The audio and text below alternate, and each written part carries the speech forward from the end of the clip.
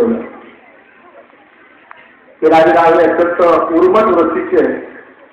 त्याचा व्यवसाय काय होता तर ते काय करायचे, समुद्रावरून जाणारे प्रवासी आहेत त्या प्रवाशांना अडवायचं, त्यांची लुटमार करायची, त्यांचे जहाज हिसकावून घ्यायचे आणि अशा पद्धतीने संपत्ती जमा करायची. आणि अशा शिवाजी रावांना जेव्हा शिवाजी राजांनी बोलावून पाठवलं तरी शिवाजी आलेले नाहीत. शिवाजी महाराजांना फार राग आला आणि ते स्वतः त्या शृंगारेश्वर रोड चालून गेले. जेव्हा शिवाजीला कळालं की अरे स्वतः महाराज येत आहेत, शिवाजी रावांतून पळ काढला. परंतु त्याच ठिकाणी असणारा त्यांचा जावई मात्र शिर्के नावाचा तो हजर होता. हा शिर्के त्यांच्या दरबारामध्ये असणारा सेनापती. आणि जेव्हा महाराजांनी ते शृंगारपूर सुटलं त्या लोकीचा बाल बांधत असताना त्यांनी बघितलं की प्रचंड मोठा वाडा होता, परंतु त्या वाड्यामध्ये अत्यंत निगराणीनं साफसुथीनं स्वच्छता ठेवलेली होती. महाराजांना प्रश्न पडला. ते म्हणले अहो पूर्वे आपलं खरे शिर्के की या ठिकाणी एवढं स्वच्छता तुम्ही ठेवलेली आहे. ते शिर्के म्हणाले महाराज माझी मुलगी आहे. महाराजांनी डोकावून बघितलं तर पलीकडच्या खोलीमध्ये एक 8-9 वर्षाची मुलगी मोठ्या महिलांना सामान कसं बांधावं कसं स्वच्छ ठेवावं त्याचं मार्गदर्शन करत होती. महाराजांनी वैदिकाला विचारलं काय मुलीचं नाव आहे? ते म्हणजे येसूबाई आहे. ते म्हणजे आमची इच्छा आहे की तुमचं इथून सामान घेऊन जाताना तुमची मुलगीही आमच्याबरोबर घेऊन जावी, आमच्या मुलासाठी सून म्हणून. आणि राजे संभाजी आणि येसूबाईंचं लग्न झालं.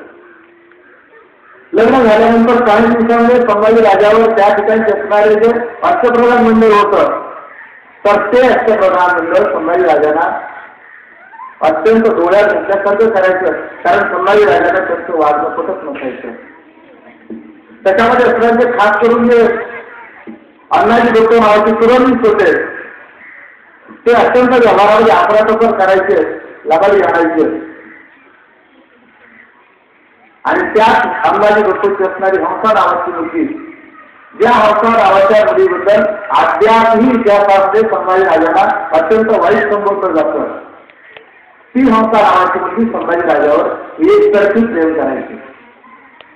हे जेव्हा अंबाजी डोक्याला समजलं त्यांनी आपल्या मुलीचं लग्न लावून दिलं, मुलगी नांदाई गेली. परंतु 2 वर्षानंतर जेव्हा ती परत आल्यानंतर गडावर आरतीनं सांगितलं की मला संभाजीला भेटायचंय. समाजात सांगितलं होतं की खोलीमध्ये आहे, कुणालाही पाठवायचं नाही, लिहिण्याचं काम सुरू आहे. तरी मोठा परत गेली आणि त्यांना म्हणजे महाराज तुमच्यावर अत्यंत प्रेम करते. महाराज म्हणजे आधी तुझं लग्न झालंय, आता मी राजा आहे, तुझं कुणाला आपण शोधत नाही.